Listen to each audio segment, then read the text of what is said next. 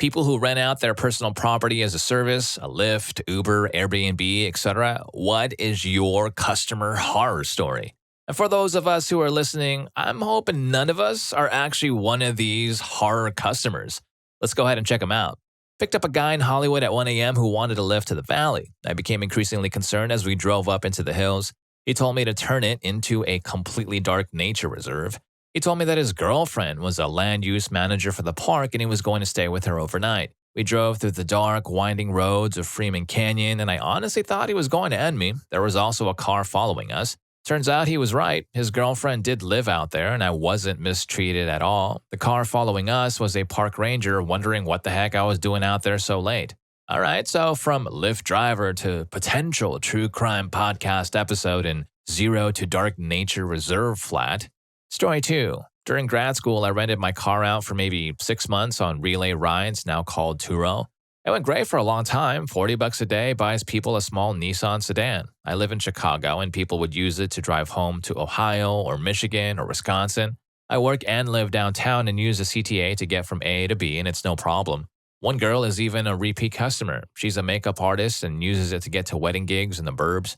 Then, I lent it out to a hot young chick for 3 days. Third day, she asked for an extension with some BS excuse. Whatever, I'll take the money. Next day, she returns it and goes to get the keys, and she shows me the back bumper. It's bold inward on the driver's side. I'm not really sure how you make that happen unless someone hits you going very slowly, or you go back in an odd direction into a hydrant and tries to sob story me. I take the keys and lodge a complaint, use Turo's app to get it fixed. As I drive, I notice the smell of grass in my car and eventually find an unfamiliar lighter under my seat that says, "Flick my Bic." All the while, I'm getting sob stories from this girl because it's the holidays and she won't be able to pay the bills if I finalize the complaint because Turo is going to charge her like $500 of the $800 they're going to pay me for my new bumper. Which, you messed up my car and wrecked the bumper. Life has consequences. I should have charged you more. Story 3. This wasn't me personally, but I helped my boss manage her Airbnb. First off, she was running it illegally. The city I live in, a lot of apartment buildings don't allow it. Anyways, this girl rented it out for a week in December last year. My boss is out of the country and gets this call that her fob has been deactivated due to damage to the property and the fact that shady stuff was being run out of her apartment. This woman and her friend were literally fooling with dudes all over this place. One guy got mad, left and punched a picture in the foyer, which was caught on camera. I got a call to be on standby, but the police went in and did their thing. There were baby wipes, used rubbers everywhere, literally mess everywhere. She got a pretty hefty fine for the damage and also for the fact she was using Airbnb to rent out her condo. Story 4. My mom drives for Uber. Probably like 2 months ago, she picked up this guy from a club, super intoxicated. His friend had ordered the ride for him, so this guy kept asking my mom to pull over so he could whiz. I guess one of those times he had squatted his back down into a bush and taken a crap. He came back to the car with crap on his clothes, got crap on the seats and on the backs of the front seats. Oh, and he whizzed his pants in the car. My mom made sure he made it home safe, but his friend got a surprise $150 charge for cleaning. She's only been driving for around 6 months, but this is just one of many, many stories. Story 5. I drive for Uber. I got to pick up for one of the satellite buildings of a local hospital. No biggie. I've picked up and dropped off people there before, and I had never had an issue. As it turns out, the department I was picking up from was the rehab clinic for the area. As you may or may not know, there's a 5-minute wait time from the moment we arrive, app determines it, not us, to the moment when the driver can simply cancel and collect the cancellation fee. For obvious reasons, we tend to keep a sharp eye on the clock. The time was getting close to the 5-minute mark when I got a text. A nurse or doctor on the inside was using Uber to transfer a patient. Okay, still no biggie, I guess. About 10 seconds later, some bedraggled guy comes out a bit unsteadily and asks if I'm here for a doctor. I said yes, and he said that he was the transfer. He got in, and I started the trip to discover that the trip was 70 miles away to another rehab clinic. Now, long trips are my jam. I get paid well for them. They're easier and less stressful than a bunch of little trips, so I was pleased. Not 2 minutes into the trip, he was like, "Hey man, I don't really want to go there, take me over there instead." He wasn't asking, he was telling. Already, I'm uncomfortable and decide it's easier just to do what this guy wants rather than stick to the requested destination. He can't pick out exactly which way he wants me to go, so just starts telling me to turn onto some random streets. Some point during this adventure, he asked me how much cash I had on me. Red flags all around now. I tell him I don't really carry cash. He sighs, says, I was really hoping for at least $15, and pulls out a small knife. Crap, so now I'm panicking and pulling my wallet out at the next red light.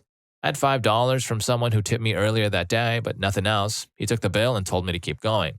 Christ, I'm shaking a little just telling the story. And we arrive at what I assume is a substance house. Guy tells me to wait for him and gets out of the car. I can only assume that he was desperate for his next hit or whatever, and so didn't really think that through. I shut and locked the door and took off as soon as he was across the street. Went home, reported it to Uber. I didn't file a police report because it was only $5, and Uber said they'd take care of it. I really don't believe it, but I didn't really want to deal with anything else that day anyway. Story 6. I drive for Uber and Lyft as my sole means of income right now. It's never a dull moment. I've done about 1,600 rides with Uber and close to 1,000 with Lyft in 1 year.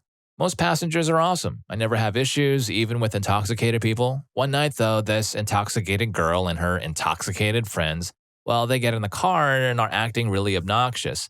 I even joined in the banter a little bit to keep the ride fun. Going down a dangerous road at about 45 miles per hour, the girl sitting behind me reaches forward and covers my eyes and pulls my head back against the headrest, jokingly saying something about, "What time is it without looking?" Game over. I was furious. Lucky for them, we weren't far from their destination, otherwise I would have left them on the side of the road. I pulled over after dropping them off and left a lengthy complaint with Lyft about a dangerous passenger. Story 7. Not a horror story, but still frustrating. I have an Airbnb rental in a small ski town. One of our first guests was a single guy who brought his Shih Tzu. He stayed for one night and left a 1-star review saying there was no silverware in the house. There's literally like 40 of everything. The power went out across half the mountain due to an ice storm and he was bored. And finally, that he was disappointed that the fridge wasn't stocked clearly says on our listing that food and drink are not provided. Here's the kicker though. The next guest that came in went to clean some mud they thought they tracked into the house. Ended up being dog crap from the Shih Tzu. Story 8. I rent out a rustic cabin on my property, right? So the setting is really nice and serene beside a creek, and there's a cedar sauna on the property as well. But the cabin is small. There's a queen bed in the loft and a double futon on the main floor, and its dimensions are roughly 12 feet by 10 feet, so I tell people the max is 4 people per night. Well, this young guy messages me and asks me if they can have 7, promises they'll be really respectful and clean, and I work with someone the guy knows, so okay, I cave. They left the place kind of clean but burned a hole in the hardwood floor and broke the handle off the sliding glass door. Turns out with that many people cooking, etc., the humidity in winter caused some moisture and condensation on the track, which subsequently froze, and instead of just leaving it and letting me know, he forced the door closed, breaking the handle in the process. Not an easy feat. Hurt his hand as well. He was sure to let me know, code for "don't take my damage deposit or I'll sue you." You can bet I never let more than 4 people in there now. Story 9. I used to drive for Uber and Lyft. Had some bad ones, usually the very intoxicated, but for the most part, everything was great and went very smoothly. My horror story came from a ride I gave off the books, as it were. Pulled up to the pickup location, girl comes out, the one who ordered the ride, and explains she ordered it for her friend. The card connected to the account has no money on it, but she offers me $20 for the ride in cash. Whatever, I needed the money, and the spot she said her friend needed to go was relatively close and would have been well under $20 if it was charged through the app. I agree, and she signals to this very tall guy who walks down from the porch. Red flags were already going off. This guy gets in the back and we take off. I consider myself a pretty social and outgoing person, and soon into the ride, this guy and I are talking about all sorts of things from basketball to movies, as well as our disdain for traffic in the large city we live in. 5 minutes or so of this, and he brings up his love for firearms, next red flag, and asks if I own any. I don't, and inform him as such. He then proceeds to pull out 2 handguns from his backpack, explaining how he just picked them up the other day and loves them, even flashes them to me in the rearview mirror. I'm fully freaking out internally, but I keep my cool as we're nearing the destination. As we pull up to this guy's house, he explains that he is a dealer and that he really enjoyed a conversation and thinks I'd make a great driver for him as he makes his drops. I explained that I'm not interested but thanked him for the compliment. Unfortunately, he was fairly insistent I start working for him and would not exit the car till I gave him my phone number. He somehow bought the fake number I gave him and told him he'd call me soon. As soon as he was out of my car, I took off. That was one of the last nights I drove for Uber and Lyft.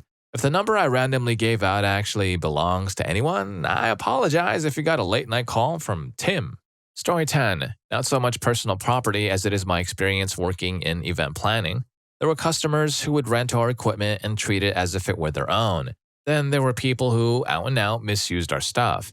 The worst experience that comes to mind had to do with a caterer who had consistently rented from us. He was hired for a wedding reception on a ship and asked us for wine glasses, plates, linens, and the like. After that weekend, we received less than half of our stuff back, or it was broken. The wine glasses were thrown into the box they were delivered in, and most of those were destroyed. The same went for the plates, but we did recover most of the linens, not all. My boss told the caterer he was going to be charged for the broken glasses and plates, and he immediately assumed no fault. Well, dude, don't call us frauds when you sign a contract clearly stating that you agree to reimburse us for damages. He tried disputing it with his credit card company, but we won out. Story 11. Ran an Airbnb for a year. 4 clean-cut frat boys had a 7-day stay. When they checked out, I sent my usual, "Hope you enjoyed your trip" text, and they responded that the toilet had been working for their stay. They could have told me this on day 1, on hour 1. Instead, they used the toilet for a full week. There was a mountain of poop. A mountain. I took the toilet tank lid off. The chain had come loose. 4 men in their 20s didn't know how to attach the toilet tank chain. Forever and ever, for the rest of my life, I will feel smart, even though I'm the dummy who had to shovel poop mountain into contractor bags. Hold up, they waited a week? That's not a mountain of poop. That's like a geological survey project. Story 12. Single horror story, multiple issues. I own and rent out 4 different houses. At the same time, everything below happened, broken down by different properties. A. Tenant's son got out of prison, didn't know the son was even a troublemaker. Said son is invited to live with my tenant, who was excellent. Son sold substances to an undercover agent out of my property. The city was threatening to seize the property, ended up evicting a long-term great tenant to get the city to leave me alone. B. Long-term tenant lost their jobs. C. Lady passed away. D. Tenant said to me, "I'm going to live here and I'm not going to pay you." Talked with lawyer and he said laws are in her favor. Gave advice to drive her out. Was a 3-month process, but she left. Story 13. I missed this, but when I drove Uber, I picked up 5 dudes who were going bar hopping. The guy sitting in the middle center seat is barely keeping his head up, but we got a party redeposit bin in the back, so we're good. No, we're not. The smell hits me about 5 minutes out from the bar. His friends immediately diagnosed the issue. "Lucas, god dang it, again?" Lucas had crap his pants. We suffered together the final stanky 3 blocks and I dropped them off. They pulled their buddy out and everyone walked into the bar seemingly unfazed. Filed the cleaning, quit Uber the next week. Story 14. I live next door to an older couple that have a duplex separated upstairs and downstairs, and they leased the downstairs to an Asian guy visiting through Airbnb. I had just finished cooking dinner at around 9 p.m. and was washing up with my music on, but I heard a faint scream. I turned the music off and thought nothing of it. A few minutes later, I hear another scream. This one was one of the most piercing, horrified screams I've ever heard. I open my windows as I hear voices coming from next door. A few minutes later, I hear people asking, "Where did he go? What was he wearing?" It was the police. The Airbnb guest invited a woman over, not sure if they knew each other, but ended up hurting her with a hammer. The second scream was the couple who leased their home discovering the attack. The police tried to track down the guy who attacked the lady the next day. I got interviewed by the news in the morning and provided my recall of events. I went to work the next day and kept checking the news. They eventually found the guy at around 3 p.m. They found him eating toast in the same house he attacked the lady. I came home and the reporters were still there, so I asked them how did he manage to get back in the house when they were there the whole day. They said he never left. They went to get a shot of the scene, and as they approached, they found the guy inside eating toast like nothing had happened. Police come and they arrest him in the house, all the while filming his undoing. Story 15. Not my personal story, but my friend and his fraternity just rented out an Airbnb this last weekend for one of their formals. It was in a small mountain town, so the house was fairly big and fit quite a few people. However, everyone brought a date, so I imagined there to be at least 15 to 20 people who ended up staying. Anyways, everyone was heavily drinking all weekend, and one girl was dancing on the countertop, somehow jumped onto the stove and smashed through it. She was literally standing knee-deep in the oven. Most things in the house were broken, and even the hot tub was left brown by the end of all of it. Oh, Greek life. I would hate to be the father of the man who used his credit card for the reservation. Story 16. Obligatory not me, but my mom. She rents out her big, beautiful house and her tenants grew in the attic. Ruined the attic, broke open the meter, which is illegal over here and you get huge fines. Got caught, had a long talk with her. She decided to give them another chance, and they did it again. Second time they got caught, city almost closed her house for 6 months, would mean no rent, would mean my mom going broke, living in a tiny house on welfare herself. They trashed the property, not just a mess, but broke a lot of it too, and disappeared completely. They left a huge mess, and big parts of the house that was beautiful, well kept, good neighborhood, you get the picture, were ruined. She had tons of work cleaning all of it up and lots of enormous bills for repairs before it was back in a semi decent state and she could rent it out again. Story 17. My mother in law has rental properties. We have a lot of bad tenants and a lot of good ones. The tenants that stand out, though, were a young teenage couple that got pregnant in high school, family disowned them, and they had dropped out of school, working minimum wage jobs with a baby on the way. My mother in law rented to them because she was a new landlady, didn't know the risks, and felt pity for them, plus their grandma was their guarantor. So the usual never paid bills on time. We always had to bug the grandma for unpaid rent. They only paid bills when the hydro company threatened to cut off their water and electricity. Then they had another baby while still not getting their crap together. But the thing that really got me mad was when they didn't pay their rent for 3 months, eviction in progress, and out of nowhere, the grandma leaves a voicemail stating, "The rats have gotten into the stove again. They made a nest and ate their way into the fridge. The living conditions are unacceptable for children to live in, and we have no choice but to report to the landlord and tenant board, police," etc., etc. First off, we didn't know why she said again when this was the first time we've ever heard of a rat problem. Then they tried to blame us for being negligent landlords for not fixing a problem that we were not made aware of.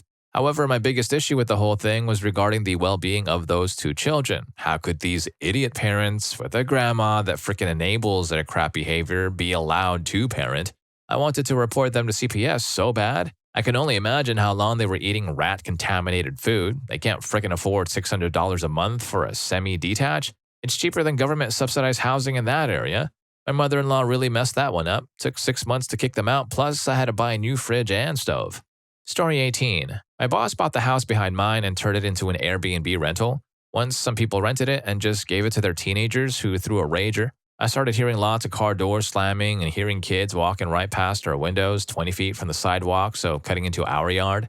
It got insane fast, and apparently the cops just made all the kids leave and told my boss to throw away all the substances and alcohol they left behind. I had to clean up a lot from my yard, too.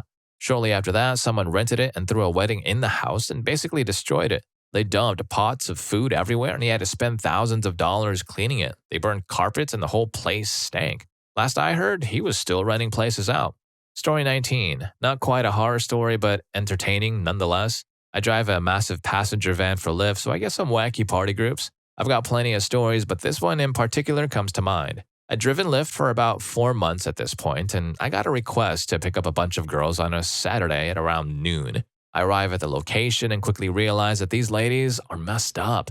They're in town for a bachelorette party and got torn up at lunch. Midway through the ride, they start getting very intimate towards me. They're trying to yank my chain and are talking about me just staying with them for the night. They start talking about how one of the ladies had just had a baby. We hit a red light, so I stopped. The lady in the front seat takes my face and pulls it, so I'm looking at the back captain seats. Old newly mommed gal has him out in the captain seat, and she shoots some milk no more than 2 inches from my face. I'd say 4 solid ropes were sent my way. Green light. Luckily, I had some paper towels in the van. And if you're enjoying the video as much as that last party in that story, don't forget to hit that subscribe and like button for more videos just like this. Story 20. I rent out my beachfront house in Italy. A few months ago, I got this with a sad story about her dad visiting his hometown for the first time in 50 years, blah, blah, blah, blah. I agreed to rent her the place at a reduced price in the middle of high season at a weird schedule that would mess with other rentals, but whatever, I rented it for her. Her profile picture shows this normal girl. Anyway, she arrives whole. I'm out of town for work, so a friend greets her. I speak to her for the first 3 days, asking how everything is. "Great, no problem, thanks," is her constant response. Well, when she leaves on the 6th day, she leaves me a horrible 1-star review complaining about the following.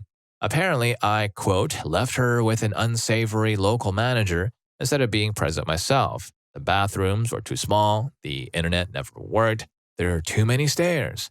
Well, you know what? I looked her up after this, and it turns out her Airbnb profile picture is a fake. She publicly posted photos of herself in my town, so I know I didn't have the wrong person. She's actually a very large woman, not that I would otherwise care. She was too big. My bathroom was not too small. Plus, I spoke to her daily, and she never mentioned anything wrong. Like, screw off. Tell me if there's a problem. That's the whole frickin' point of my calls. You think I want to talk to a stranger for no reason? Not a crazy story, but it did leave a bad taste in my mouth. Story 21. Rented my living room out for the summer in NYC. Had a girl check in for 2 nights, and the first night, I heard the loudest noise coming from the room, and I thought she was just getting it on by herself since I didn't hear anyone else come in. And the next morning, it turns out it was a lesbian spot for the night with 2 other girls. I had to put headphones on in my own home since they were so loud during the night. They left the AC on with the door open, front door to the apartment unlocked, all hair appliances plugged in, makeup everywhere. And they didn't even say anything about the extra people and ended up not staying the extra night and wanted their money back. I obliged and then deleted my Airbnb profile. Never again. Sometimes never again isn't a threat. It's just a promise to yourself, especially after an experience like that. Story 22. Not Airbnb, but my parents rented out their house when they moved 2 states away. Everything was fine for a few months until the renter started being late on rent every time and then eventually not paying. Then they found out utilities hadn't been paid in months and were in the renter's son's name. Because of squatters' rights, it took 5 months and multiple trips in a car back and forth from Oklahoma to Colorado to get the house empty. By the time the renter was finally out, we had to rent a huge dumpster for all the contents of the house, replace the stolen appliances, replace all of the carpet and tile, and remove all the needles. Story 23. Had an Airbnb guest who had a manic episode while staying with our family in our house. She cleaned the basement laundry room one night while we were in bed. It really was clean, but it got to the point that it was really uncomfortable that even though the laundry room was kind of dirty, it was not part of her rental space and she was basically really invading our space. The next morning, she yelled at our 2-year-old for making noise and then yelled at the neighbor kids over the fence that she was going to call the cops if they kept screaming. She had also been getting our liquor in the kitchen without asking, probably further contributing to her bizarre behavior. She started really getting manic and saying things like, "How can I relax in this house when it is dirty like this?" Our house is not spotless, but we have had dozens of guests and it is not intolerably messy. We decided that we needed to ask her to leave because her behavior became so erratic that we were afraid that she would set the house on fire accidentally or something. Airbnb was like almost no help in the situation, and finally they did agree to find her a place after many, many calls. It didn't help that even though she agreed that perhaps we're not a good fit for her and she would maybe be more comfortable elsewhere, she would not take their calls because she was trying to stay. When she finally left at midnight, the poor Uber guy had to wait like 15 minutes while she loaded her abnormally large amount of stuff she had with her. Turns out that she was from the same city and her boyfriend of 10 years had thrown her out of her apartment, and she was basically on the fringe of being homeless. Airbnb only counted it as a regular dispute, and we refunded half of her stay cost even though she was a day longer. I get that it was a contractual thing, but under the circumstances, I would have been a little bit more impressed had they eaten the cost on that one, since it was totally beyond our control. When we went through the box of garbage she hauled outside, there were things in there like the kids' shoes and our house phone. I have since become much, much more careful about who we rent the room out to. Story 24. I was doing a DoorDash run once. A customer ordered a huge order for this group, $200 worth of food. As you can imagine, the restaurant took a bit of time to get all of it ready in such short notice. Finally, after like 30 minutes, I was on the road with the food. I arrived 10 minutes later. Delivery was at a park, some family gathering or something, and asked the customer if I could get some help unloading all the stuff from my car. In front of about 30 people, the guy started unloading profanity-laden angry insults about how late I was. This went on for about 3 minutes straight before one of the party members told him to shut up. The guy that stepped in then helped me with the stuff, all the while apologizing for the first guy's behavior. When I was done and about ready to leave, he handed me a $50 bill as a side tip, on top of the already $25 I'd be making from this order. A really nice gesture, but I still reported the first guy and got his account suspended for that crap.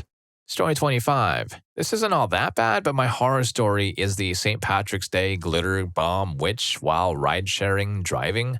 A girl got into the back seat. I don't know if someone dumped a whole packet on her before she got in the car, but she was covered in green glitter. It wasn't obviously falling off of her, so at first it looked like a regular, if heavy, application.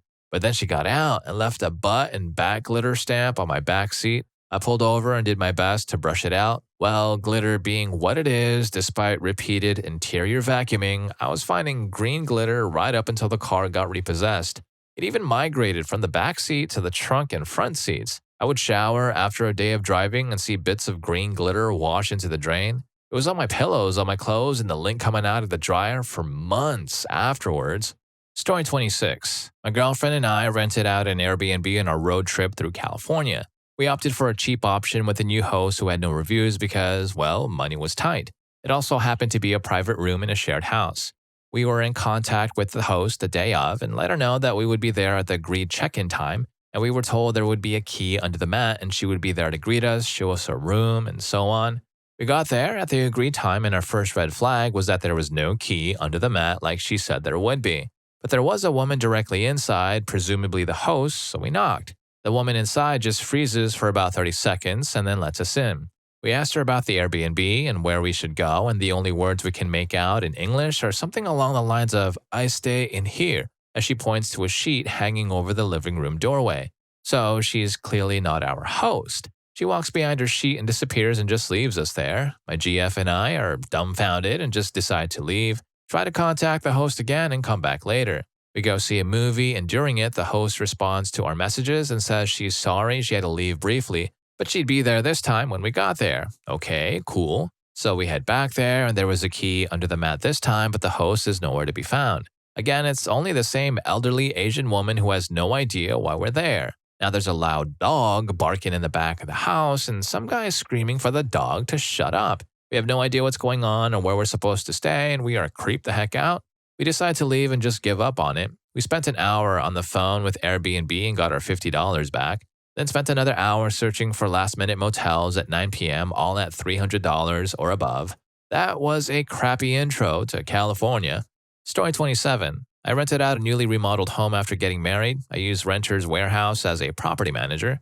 They found tenants immediately and the move-in was painless. 2 weeks later, things started to go south. First, a toilet broke, then another toilet broke, then a pipe disconnected. The rate of failures were occurring so fast that my $65 home warranty trade calls were exceeding my income from the property. 1 month later, my pool guy sent me a text, "Something doesn't look right at your house, no power." I contacted the property manager to verify rent was paid. It was not. I requested a 24-hour inspection to view the property. When I arrived, it was worse than I could imagine. There were holes in the interior and exterior walls. Someone walked around the house with a can of paint and put a postcard-sized amount of paint on every single wall. They stole the basketball hoop. They marked every drawer and closet. They gouged the door frames. Irrigation lines were cut. Almost every plant outside was wilted. In the end, everything worked out. Although there was almost $10,000 in damage and unpaid rent, I was able to find renters on my own that agreed to paint and repair the property in exchange for 1 month's rent and 50% off all deposits. They post everything on Facebook, and it looks fantastic. Story 28. I have a small home near a nice beach in Australia. In the early days of Airbnb, I planned to meet guests in person to welcome them in, but also to make sure the house wasn't going to get used as a massive party house. We made it clear in the terms that there was a limit of 7 guests, and neighbors didn't want big crowds making lots of noise. For the very first booking, I met what seemed like 2 pleasant young Indian women who promised it was only going to be them and 4 other friends staying. All of Mumbai ended up in my house, specifically the jacuzzi, with lots of intoxicated karaoke until 4 a.m. Cops were called twice. Story 29. My wife and I Airbnb our in-laws. We had a Chinese family, dad, mom, late teen, early 20s daughter stay with us. They were from a city in China I hadn't heard of. One day we get home and we enter our home directly above the in-law. There's a strong smell of gas. I check everything and it's normal. Open the window and message the Chinese family asking if they smell gas. No response. I go down and knock on the door. Dad answers smiling and the mom and daughter are laying on the couch about to take a nap. I have to step back from the wave of gas smell from the in-law. I ask them if they smell gas. They just smile. I push my way through and go check the stove. They did not fully turn off the burner. Gas was pouring out. They thought nothing of it. I tried to inform them that they could have been ended. It would have blown up the building in the process. All I got were smiles. Story 30. I have a ski condo that I rent out on Airbnb. It's a 2-bedroom split-level condo with a separately owned studio apartment below my unit. By and large, it's been fine, but I've had a few minor issues, usually small enough to be covered by the damage deposit. However, last year I had the place rented over Thanksgiving to a group of international grad students. I get a call from the property manager at 6 a.m. on Friday morning. It'd been a late night. I was hungover, not at all happy to be answering the phone. Turns out that at 2 a.m., one of the guys, a Japanese fellow with fairly poor English, decides he's going to take a bath. He plugs the tub in the top floor bedroom and starts the water running, then goes and lays down on the bed and falls asleep. For the next 4 hours, the water is overflowing the tub, flooding the master bath, the master bedroom, the kitchen and dining room, and the entire studio apartment below my unit. In the end, the Japanese kid did well and put his insurance company in touch with my insurance company, and everyone got paid and no money out of my pocket. It did cost me a bunch of my time and caused quite a bit of heartburn. It also cost me a few $100 in gift certificates to some very nice local restaurants and a couple bottles of booze to the downstairs owner and the property manager to smooth things over. Story 31. I was a customer in this horror story and I really feel bad about it. I rented a car in Truro and was staying at a rental vacation home with some friends. I picked up the car in the afternoon, all well and good, and didn't get back to the house till around midnight. I received instructions from the owner of the house not to park on the street or block the sidewalk because we would get towed in a gated community. Well, at midnight, I didn't notice or think to pay attention to the fact that the sidewalk is set about 5 feet back from the road and thus crosses the driveway in the center. I parked behind someone else and blocked the sidewalk. Car was gone in the morning. I called around and found out who towed it and learned that I needed the person whose name is on the title in order to get it out of impound. So I called the owner and he said he would pick me up and drive me there. Great. I Googled the name of the tow yard and off we went on a 35-minute drive to what turned out to be their secondary lot. I have no idea why it comes up first on Google, but it did, 30 minutes back to the actual lot. Once we get there, the owner hands all his information to the impound guy. The impound guy comes back after a few minutes saying the man who rented me the car does not have his name on the title. After much arguing, it turns out the car is registered in his wife's name, who did not take his last name when they got married. Worse, she was currently in South Korea. After speaking with a rep from Truro, I said I would be happy to pay the tow fee as it was obviously my fault, but I did everything I could to get the car back and I shouldn't be responsible for additional storage fees from the impound lot. They agreed. I got a call about a week later saying they were still working with the car owner to either get his wife back in the States or a notarized power of attorney letter allowing him to retrieve the car. This was a month ago now. I got an email last week saying the owner has stopped returning their calls, and if they do not get a receipt showing the actual towing fees that I am responsible for within 90 days, I'm off the hook for any of it. It sounds like I totally screwed this guy, and if he ever gets that car out, it'll cost more than the car may be worth. I feel terrible about it, but I also feel like you should be required to have your name on the title of a car you rent out to people. Story 32. A friend I was with received a call from a distraught old school buddy, lived in a rural town, who had just driven past her rental house to find the cops raiding it. So she stops her car naturally to find what the heck is going on. Turns out the renters weren't even living in the house. They were growing in every room and knocked out bits of the ceiling and walls to feed their hydroponic system setup. Basically, the house was wrecked and filled with holes, but they managed to arrest the fake tenants. The school buddy was upset and rang her friend, who I was with, to unburden herself as she was literally standing outside her car going, "What are they going to do next? Police?" And holy crap. It was like a play-by-play description. Story 33. Late to the party, but my mother rented out our childhood home to a lady from her church. She was leaving her husband and had 3 kids with her. The pastor's wife told her that my mom had a house she could let her live in, assuming my mom would be okay with it. So my mom says, okay, as long as she pays $300 rent and opens her own utility bills. She was there over a year. She had 3 families living with her in a 3-bedroom, 1-bath home. Throughout the whole year, this woman trashed my mom's house, never paid her, and left bad-mouthing my mom to the whole church. The day they moved out, I happened to move in with my husband. We walked in and started freaking out, told the lady off, and told them they need to be out by that day or we will call the cops. Turns out they weren't citizens, so it was a whole cluster, you know? Well, thanks to this, my mom is not as gullible and doesn't do any favors to anyone. It's been 5 years and we're still trying to get this house back to normal. I just want her to sell it and come live with my husband and I. Story 34. My parents were renting out a house through a fake estate agent. They were definitely not a real estate agent because all they did was take our money and provided little, if any, service in return. One day, Dad noticed the rent wasn't in his account. In fact, there had been no rent in his account for about 6 weeks. Dad called the REA and they agreed that rent money is nice and he should be getting some, and hey, maybe we should find out why there isn't any. Turns out the renters didn't have any money and had simply stopped paying. Why we needed a REA to establish this incredible revelation, I am not sure. Dad told them to boot the renters out if the money was not paid in a month. Suddenly, the renters did have money and caught up on their rent. But then a few months later, it happened again. Again, the REA did nothing until requested, and this time the story was that the family had moved elsewhere, leaving the teenage son living in the house on his own, and he decided that there was one leak in the roof and that was why he wasn't paying rent. Dad booted out the tenants and also booted the real estate agent. He drove up to the house about 9-10 hours away with some tools to fix the roof and whatever else needed fixing. What he found was a house with a few bonus holes in the walls and windows, squatters living underneath it, but luckily not in it. Whilst he was there, several squatters walked up to the house, saw him, and silently turned and walked away. The mailbox had turned into a community mailbox crammed full of every dodgy mail. On another note, before he had even finished fixing the house, it was sort of compulsorily acquired for a road widening project. The house was picked up and moved elsewhere and hopefully has nicer people in it now. And on yet another note, hello to the good folks at Fox's Real Estate at Southport QLD. Story 35. I used to drive for my university's free sober ride service for students. It was generally a good time because of how overly grateful intoxicated people are for a free ride. One day I picked up this kid who was so belligerent. He looked like he was going to retch, so I offered him a trash bag. He threw it in my face and yelled at his friend, taking him home the whole ride. At this point, I'm really annoyed because he threw the bag in my face when I was trying to be nice. Once we got to their destination, he decided to lay down behind the car and throw a temper tantrum at his friend. My only option was to reverse out of the area. Per our rules, we weren't allowed to get out of the vehicle or have physical contact with the patrons. He kicked and screamed on the ground for about 20 minutes while we tried to convince him to move. He ran in the house the second I picked up my phone to call the cops.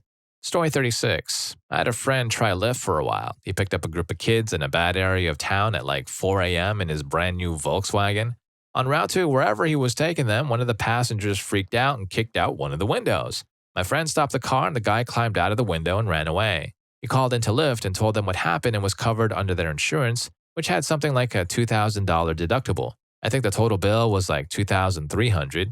He tried to put it on his normal insurance, but he told them he was driving for Lyft, so they denied him coverage. The person who ordered the cab had a really unique name, and through some Facebook stalking, he was able to find her and subsequently the guy who kicked his window out. Now this is where it gets really interesting. He couldn't get the guy to friend him on Facebook or respond to any of his messages, but the guy had a website for his band, and he didn't pay for DNS guard. My friend was able to get all of his contact info that way and texted him that he needed to pay up or he was going to press charges. The guy kind of yanked him around for a little bit, but eventually paid. Even tried to skimp out at the end and skip a couple of payments. They worked out a plan because the dude had very little money, and my friend just texted him a picture of the court docs saying he would file if he was more than 24 hours late on payments. Surprisingly enough, he actually got 100% of what it cost him to fix his car back, and he hasn't driven for Lyft since. And if any of these stories got to you and you learned at least one lesson about renting out your stuff to strangers, here's more for you. YouTube thinks you're going to love this. I'll catch you in that video.